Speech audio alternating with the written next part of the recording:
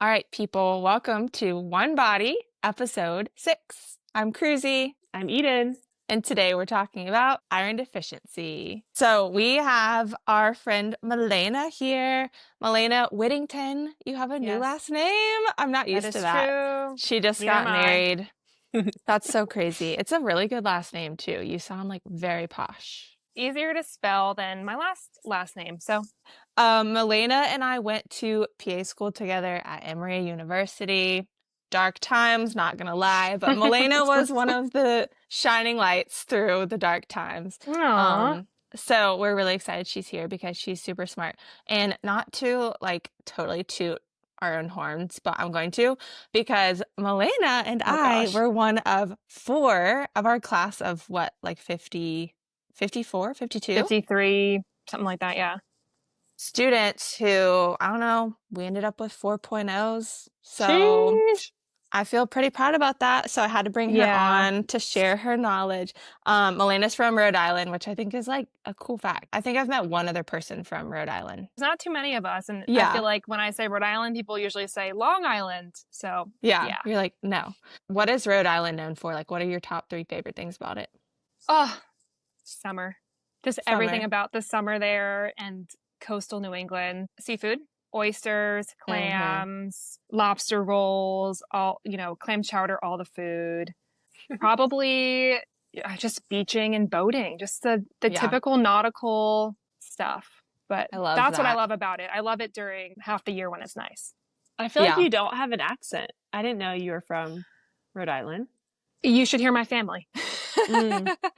Say it how your parents would say. I'm from Rhode Island. If I called my dad, which sometimes I do to show people, like he'll literally be like, oh, here's actually a great example. I call my dad to tell him something really important. So I call him, he answers. He doesn't even let me say anything. He goes, Melayna, can't talk. Hockey's starting. Because he was watching a hockey game. Okay. Yes. And so he's like the typical guy that would say like park the car and the yard. Yes. You know? Like that's yes. like those like Dunkin' Donuts commercials that you see are legit. So okay, whenever you started talking, I actually did hear it. You're like my dad called me.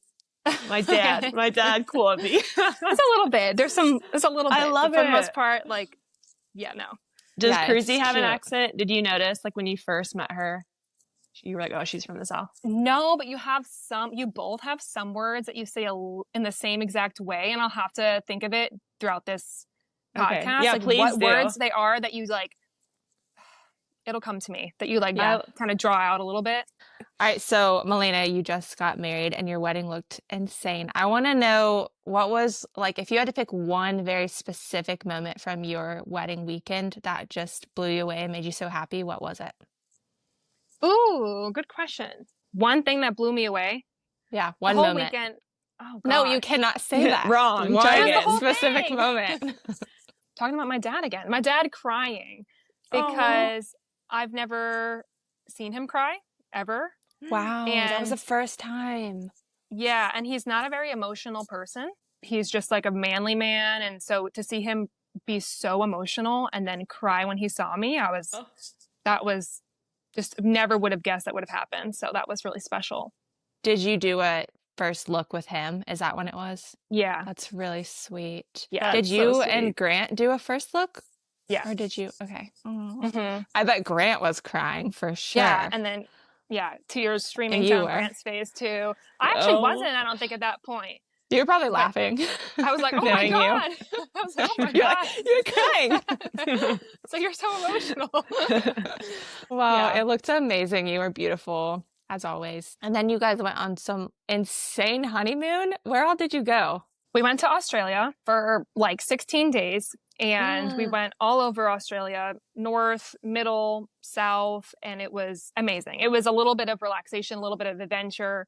We went to Sydney for 3.5, 4 days and it rained literally the entire time. No. Yeah, like every hour of the time we were there. So we didn't get the full Sydney experience because it gives San Diego vibes. So you kind of want it to be sunny and beachy and Yes. like blue skies. So we climbed the bridge, we did the opera house, like we did all these coastal walks there. I mean, it was awesome. Coogee Beach. Yes. Bondi. Well, you were yoga. Bondi where to were you? Coogee. Where? Y'all, Where were you Coogee? where were you a yoga instructor or whatever? On Bondi Beach. Oh, really? Yeah. So you were right there. Wow. Yeah. Oh my gosh, so hipster of you.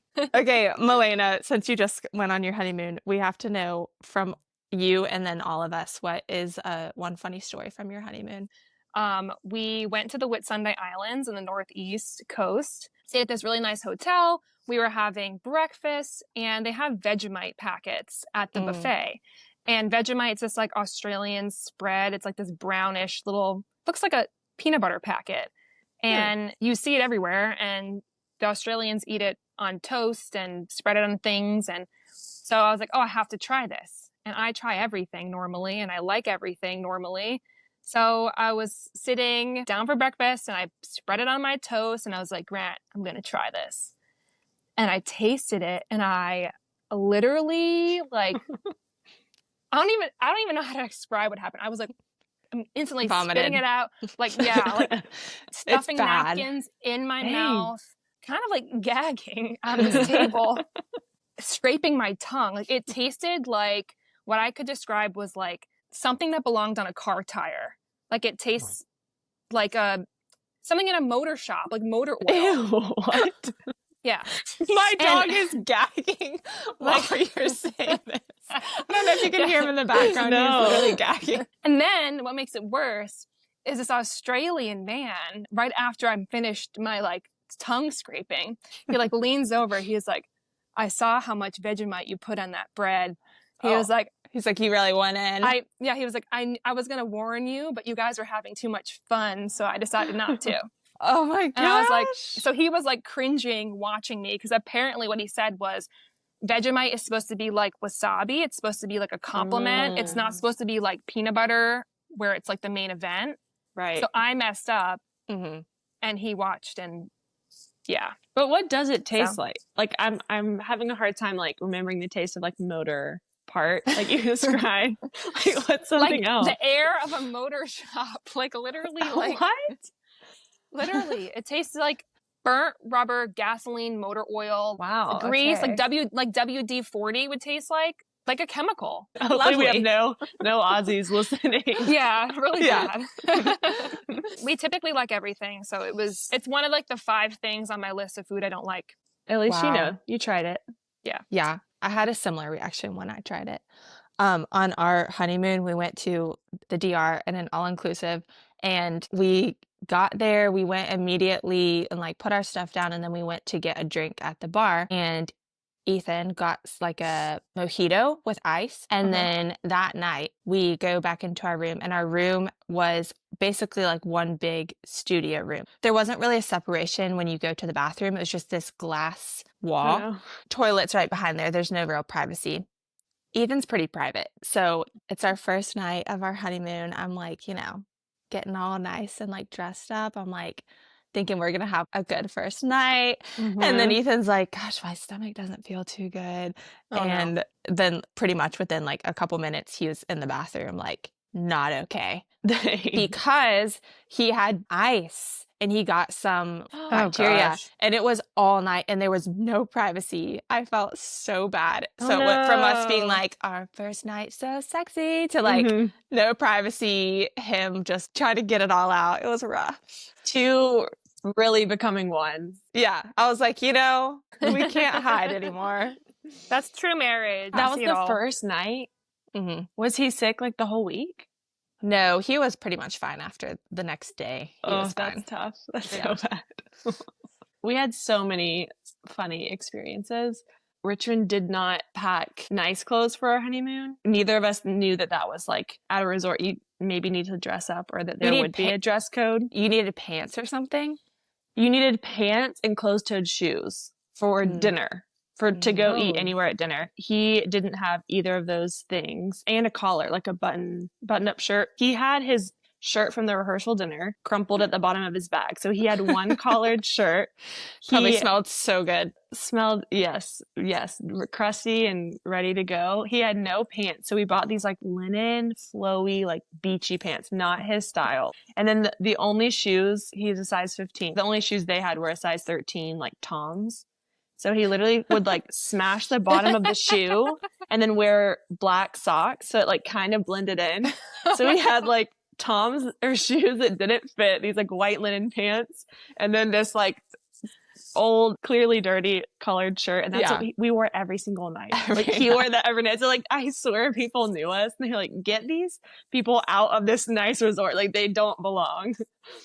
Oh, that's great. I love that. He shoved his big toe like through the shoe, like through the front of the Tom. So because it had to be closed toed. Those toes cannot be out. No toes. So he kept his toes in, but his heels were completely exposed. Like they were like slip-ons, like slippers. Yeah. Oh, so funny. It's funny how honeymoons are like. That's so good. When you hear about them, it's like, oh, they're so perfect and everything's so like sexy and like lovely. Yeah. And then you hear stories and it's like something always is just a little funny about it. So good. Yeah. Okay. Every time we have someone on, we have to ask you 3 core questions. So if a true friend were to describe you to a stranger, what are 3 words they would use to describe you? Well, the first one would probably be silly. Because I'm a little bit of a goober, especially around certain people, especially Grant. Aw. Oh yeah. The second I see Grant, I start dancing or doing something stupid because it's love that. He makes me feel sillier. Second one would probably be that I'm a romanticizer. This actually came up a lot during my wedding, during the speeches the night before, and even the day of, that I like romanticize life. But that's so good. It is great. I was actually very happy. I was like, oh my God, I'm so glad I'm known for this. Yeah. But specifically like with food. So a lot of the speeches were like, Melayna just wants to have an orange on a hike, or she wants to have coffee on a mountaintop, or like a really good sandwich on the beach, like things like that. And I'm like, so that's I'm a great romanticizer. though. Yeah. And then third thing, like you, Kruesi, in school with, the 4.0 overachiever mindset is just being really ambitious, having probably too many goals at once, to be honest. Yeah. High goals. I love that. I would second all of that, knowing you. Okay. 3 health habits you live by that you think make you a better person. Okay. So this one is funny. I legitimately have an apple a day. Wow. Yeah. Like, truly. Actually, it's my favorite fruit. Green apple, red apple. Oh. Red? Said no one ever. Not like the red delicious. Like, I mean, like just Honey Crisp. Making sure. Okay. No, Honey Crisp, like the juicy ones, the flavorful ones. Yes. Yeah, I have one of those every single day. And I say it's a joke because, like, an apple a day keeps the PA away. Other health habits, I think that I live by: sleep. I love sleeping. I can sleep anywhere, anytime. That's why I was so good going all the way to Australia. Never got jet lag because I could sleep at the right times. And then third thing is like natural movement, like making it really easy to exercise. So I currently live in Manhattan, so you have to walk everywhere. And I live in a walk-up building where I have to walk up 5 flights of stairs and there is no elevator. So you can picture me with like my groceries, that going booty's up all these popping stairs, and my legs are thicker than ever. Like joyful exercise, like doing things you actually like, and then finding ways to naturally move your body. Those are probably things I'll always do. I like that. So good. So foundational. What is one thing you're actively working on to improve yourself on? I'm working on this. It's not going very well, but I'm working on it. I am working on quieting my brain. So I feel like I'm always thinking of a million things at once. My brain is always like just going. You have your phone. You mentioned this in one of your podcasts, Kruesi, like your phone's just a distractor. You're constantly getting notifications and messages and social media. And it just feels like information overload sometimes. And that can make me feel overwhelmed or like brain foggy because I'm thinking of too many scattered. So I've like deleted my TikTok. I've limited my screen time. I'm trying to like read or just do things that are, or just do less. Honestly, I'm trying to do less. I'm trying to think less. I like that. I like that. Yeah. Okay, well, let's get into iron deficiency. So as a disclaimer, this and every podcast is not a substitute for medical advice. This is not medical advice, and you need to talk to your provider about any questions you have for your health. This is just general information for educational and entertainment, of course, purposes. Also, this information is not affiliated in any way with Melayna's license or her current work or anything like that. So, with that, let's get into iron deficiency. So, Melayna, just take it away. Tell us what you know about anemia, iron, and we'll go from there. So iron is a mineral. Everyone needs iron. You get it from what you eat. Iron helps your body form hemoglobin. Hemoglobin is the protein that's on red blood cells that carries the oxygen around your body to all your organs and makes everything function and makes you feel energy. So some people are deficient in this for a multitude of reasons. But if you have low iron, you can get anemia. So anemia basically means you have too little red blood cells. So if iron helps you make the hemoglobin, hemoglobin's a protein on red blood cells, then you can see the chain reaction that you wouldn't have enough red blood cells. And then that would make you feel all sorts of symptoms, which would be like fatigue and weakness, sometimes like shortness of breath, hair loss, brittle nails, like kind of like scooped out nails or brittle nails. Spoon nails, yeah. Pica. Pica. Okay, Mhm. pica is interesting. Pica is when you crave things that aren't food, and it happens when you have anemia or when you have iron deficiency. But I've had patients tell me that they are wanting to eat like uncooked pasta and uncooked rice or paper or napkins, and most commonly ice. Like they just want to keep chewing on ice all day. That's probably the most common one, to be honest. I see a lot of kids yeah. with pica and with autism and like other feeding related concerns. And often it is related to an iron deficiency, drywall, rubber, oh my gosh, like all sorts of things. Yeah, It's so it's really scary. interesting. Yeah, but I just recently, like looking into it more and looking into interventions, I didn't realize how tied it was to potentially an iron deficiency. So I'm really excited to learn more and like apply this, hopefully. Yeah, I mean, it's probably the most like interesting or specific symptom for this, because if someone says that, you automatically, your brain thinks about the iron deficiency. Whereas like fatigue and weakness and shortness of breath and dizziness, those things are just, that could be so many things. So yeah, pica's interesting. Other random symptoms could be restless leg syndrome, if you have that, which is like, especially when you're sleeping, if your legs, like your feet especially, feel just kind of like tingly and like you need to keep moving them around, they're uncomfortable. That could be from a deficiency. And then a certain type of tinnitus, which is ringing in the ears, where it's kind of like a whooshing sound. And it happens a lot when you're when you're changing positions. So specifically, if you're like going from sitting to standing fast, you'll hear like a whooshing sound in your ear. Oh my gosh, I have that. Oh girl, get those do. labs like I we know. talked Yeah, about. go to the PCP. I know. I had anemia when I was like 13, and for me it was like pale, like I kind of just looked unwell, like I was very pale. I was cold, like cold hands, cold feet. So, I mean, those are like the most common symptoms. Okay. So let's talk about if you go see your provider and let's say you're concerned that you have some iron deficiency, how would they diagnose it? Like what questions would they ask and then what labs would need to be done? If you're coming in with the generic symptoms like fatigue, weakness, dizziness, like that is so broad. So we would start super broad and just do a lot of the general basic lab work. But if they're saying symptoms like pica, then I would focus in on an iron panel specifically. Whereas if it was more generic symptoms, I would order a CBC first to see if there is signs of anemia. Because normally you want to see if the hemoglobin's low, and then from there you have to figure out why, and that's when you would then order the iron panel. Yes. So I usually don't jump straight to ordering the iron panel unless the patient has a history of this already or has very high likelihood of having iron deficiency specifically. So, okay, wait, question. And I know you taught me this, Kruesi, and now I forgot. But if I go to my PCP for a general physical and I'm getting lab work done, that would be a CBC that does not include an iron panel. Like that would be something additional I should ask. Or maybe they would just apply based on my symptoms. Okay. Yeah. What we typically do is anemia in general, it doesn't matter the cause, would be for a female hemoglobin less than 12, for a male hemoglobin less than 13. And then, yes, if their Okay. hemoglobin's less Yeah. than 7, they need a blood transfusion.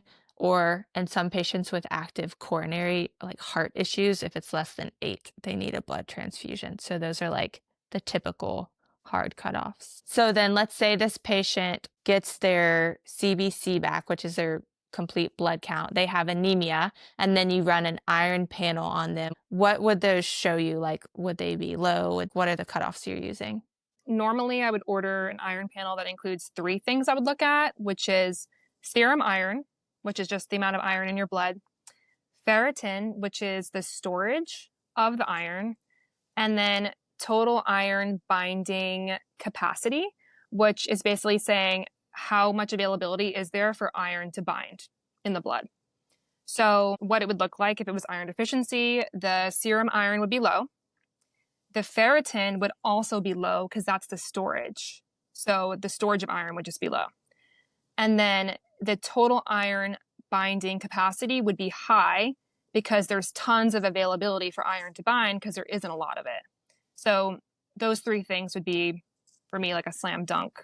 You have low iron. And you can differentiate. Another very common cause of anemia would be from anemia of chronic disease or chronic inflammation. And that shows a different iron panel. It actually would have a high ferritin and a low TIBC. So that's kind of an interesting thing to note. Yeah, because ferritin is also an acute phase reactant, which basically means that if you're inflamed or something, you're having some sort of inflammatory process in the body, let's say you're sick or an autoimmune condition or a chronic disease, then it goes up. Do you have a certain cutoff of ferritin specifically that you use to say this is iron deficiency or not?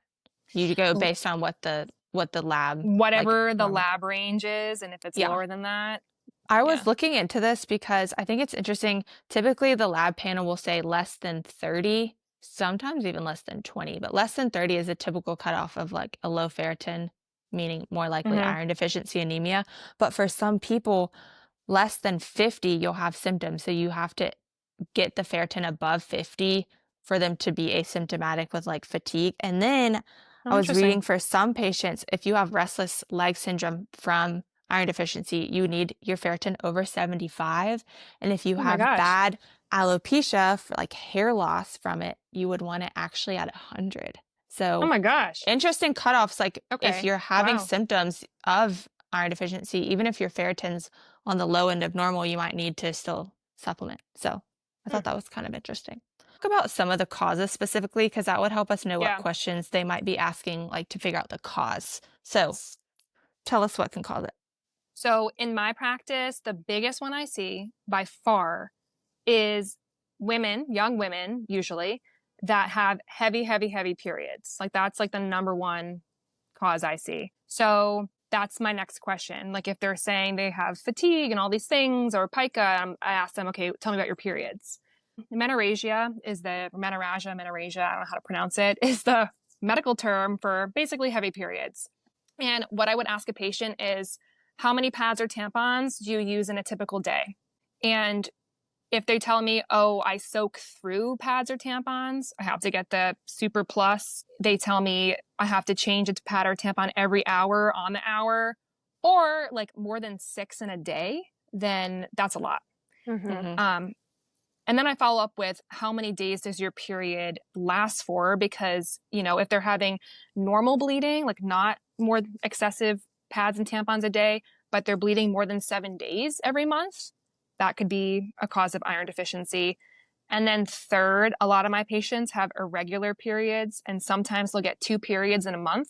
So even though they're only 5 days or they're a normal length, a normal amount of bleeding, but they happen like twice a month.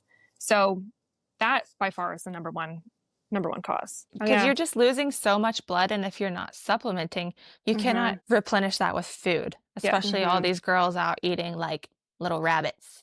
And you're not just like losing blood, like moving or like laying on your back. You're like working, raising your children. Like you're living and losing blood. Yeah. That's what caused me to have iron deficiency anemia when I was 13, was starting my period, and it was just really heavy. And I got all pale and all that. So Wow. it's also really hard to, if you're not, we'll get into this and, I'm sure, but for like treatment, like it's hard to supplement iron and actually make it replace the amount of blood you're losing during your period. Yes. Like it just is hard. And then separately, fibroids. A lot of women have fibroids in their uterus, which are these like growths, and they can be like they can be massive, like these massive growths in the uterus, and they cause lots of bleeding as well. So for a lot of my patients, I get a pelvic ultrasound. We'll see they have large fibroids, and then we have to address the fibroids as the cause of the bleeding, which is the cause of the iron deficiency. So how do you get rid of them? There's procedures. So, I mean, you can get a hysterectomy. You could remove your uterus depending on what age and your fertility goals. And then there is procedures where they can basically go in and cut off the blood supply of the fibroid. Cool. So you send them to a fibroid clinic. Okay. I've never heard There's that a fibroid word. clinic. That's crazy. Okay, so vaginal losses is one cause. Yeah, that's the most common. Can be diet.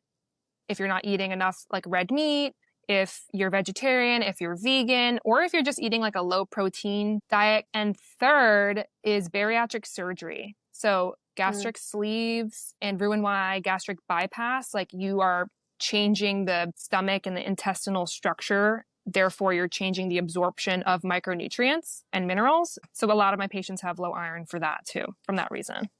The only other one that I was looking at would be GI bleeds. So I don't know if you see that, but a lot of people have like very low levels of chronic bleeding in the GI system. So somewhere in the intestines or the stomach is bleeding. So it could be peptic ulcers from taking like ibuprofen or colorectal cancer.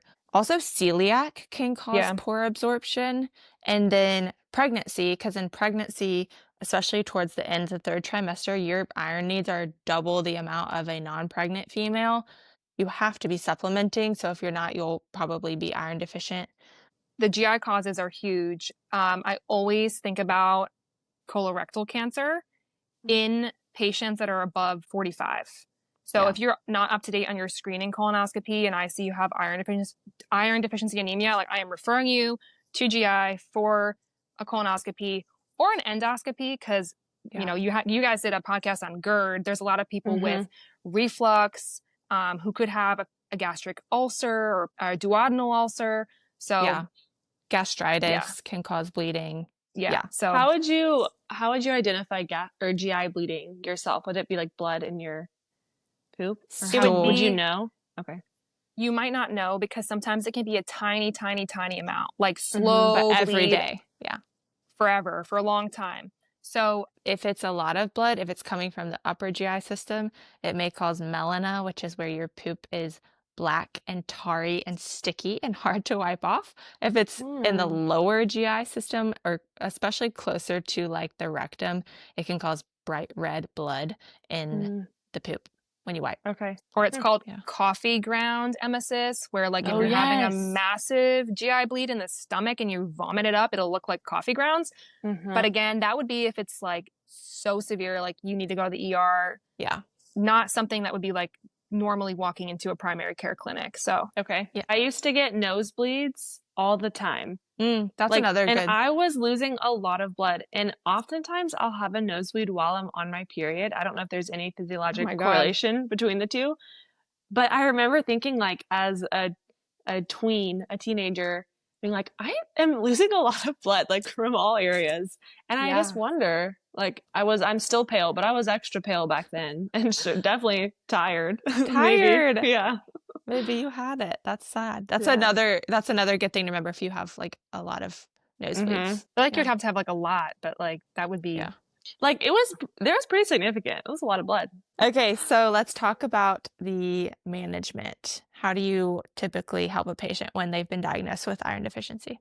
So it's diet and then supplementation normally, unless, like I said, their hemoglobin's so low, they need to see a hematologist or a blood doctor. For diet, if they are meat eaters, encouraging, and they don't have high cholesterol, because that plays into it as well. Recommend eating more red meat, more animal-based protein in general, spinach, dark green leafy vegetables, things like seafood, oysters and clams, shout out Rhode Island, You're like, I'm also good. have lots of iron, beans, lentils, tofu. And then when they do take supplements, I recommend taking it with orange juice because the acidity from the orange juice helps the iron get absorbed. Vitamin Yep. C. Okay, so let's say they're eating all the right things, but their iron is still low. Then what do you do? I pretty much always start on a supplement. So the one I usually start is called ferrous fumarate. So all iron isn't just labeled as like iron, it's ferrous something. So it's an iron salt. So there's like ferrous gluconate, there's ferrous sulfate, there's ferrous fumarate, there's ferrous biglycinate. There's all these long, confusing words that, are hard to remember. But I'll usually do ferrous fumarate and I'll have the patient take it 1 pill Monday, 1 pill Wednesday, 1 pill Friday. The reason is because it can cause a lot of GI upset, like stomach ache, constipation. Patients aren't really that adherent to their iron pills because of that if they take them every day. And there really isn't benefit to taking them more than every day or every other day because there's been recent studies that show your body's not going to absorb more iron if you take it more often. So, Kruesi, I think you might know the physiology of that, but the hepcidin is released from your liver in response to iron being in the system, and then that will prohibit further iron absorption for the next 24 to 48 hours. Probably not know every that. other day is really all you need. Yeah. All you're getting benefit from. All you're getting benefit from. So why make you all constipated and uncomfortable if it's not going to do anything? Yeah. So just Monday, Wednesday, Friday, or every other day. And then I will recheck their iron panel in about 3 months because it can take a long time for it to normalize. Like it can take 3 to 6 months for it to normalize. It just is a slow process, but really important to take it either with orange juice, with vitamin C, or just separate from everything else because iron is picky and annoying and just your body won't accept it if you have any acid blockers like omeprazole or famotidine, Pepcid, Tums. If you have thyroid meds, if you have calcium, or if you take another multivitamin that has calcium in it, you can't take that within 2 hours of iron or else it just won't get absorbed as much. You're basically throwing out the vitamin. So you have to separate it out. I have a question.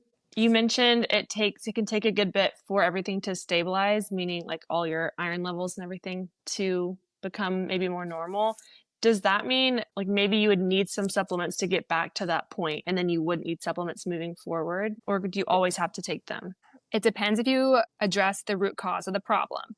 So then you kind of actually leading me perfectly to point number 3, besides the food and the supplements, the third thing is treating the actual cause. So if you have heavy periods, figuring out why, if it's a fibroid, maybe doing a procedure to remove the fibroid. If it's heavy periods, maybe considering hormonal treatment like oral contraceptives or other forms of hormone balancing to make your periods lighter, IUDs, less IUDs.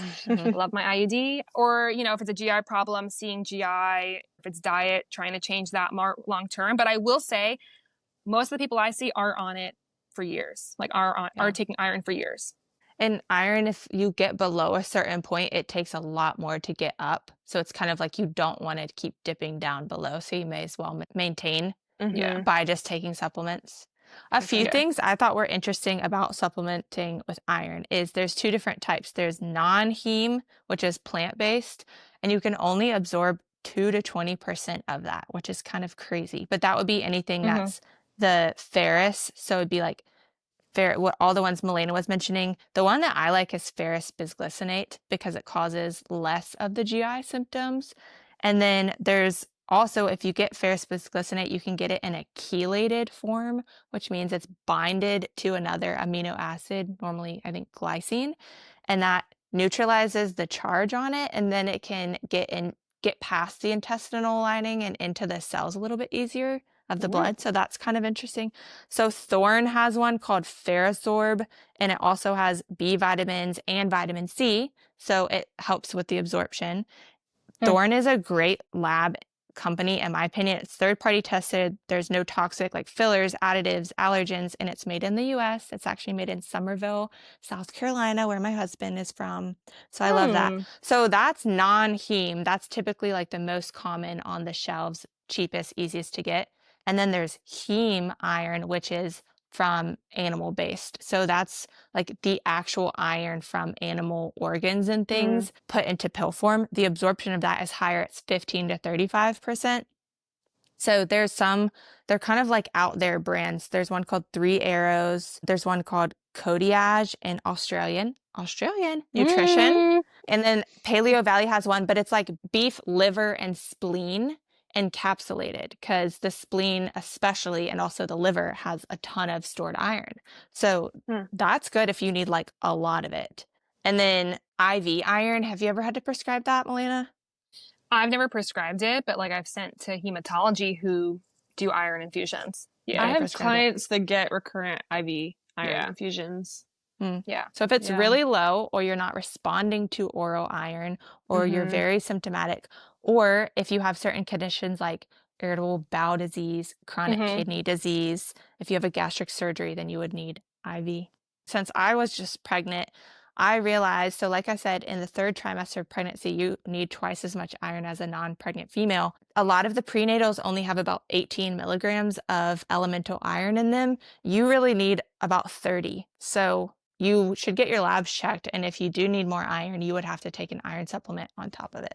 And then do you ever recommend laxatives if people are having issues with their iron supplements? Yeah, we give them stool softeners like Docusate, and that usually helps people. Sometimes it doesn't though, and that's like if they aren't tolerating the oral iron and they've tried for so many months, we've tried different formulations, then that's when we would send to hematology for the IV iron.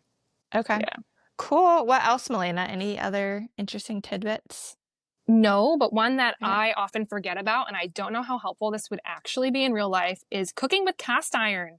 So like especially a meal that combines animal protein with citrus, like vitamin C. Like interesting. Taco meat with lime or salsa, or like a pasta with ground beef and tomato sauce, get the vitamin C in there.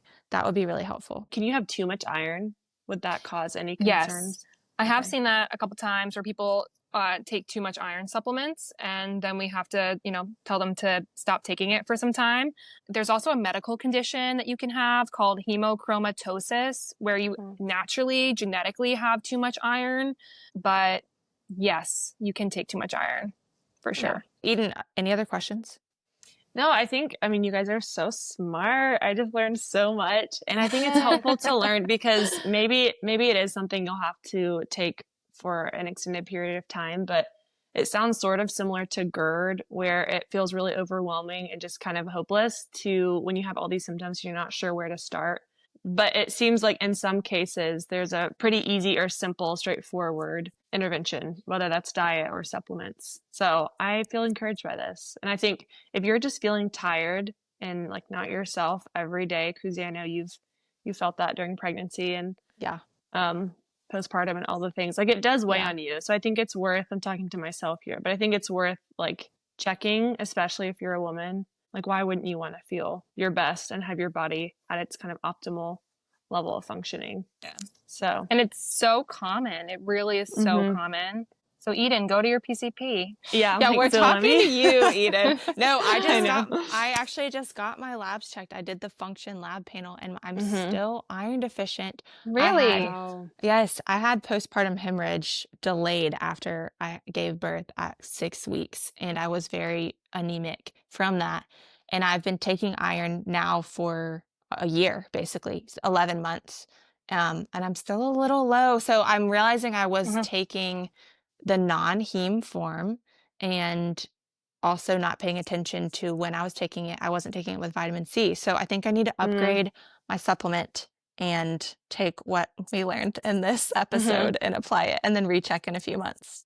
Wait, Kruesi, can you clarify, you were noting the two different kinds of supplements and kind of like the pros and cons for which one was maybe harder on GI.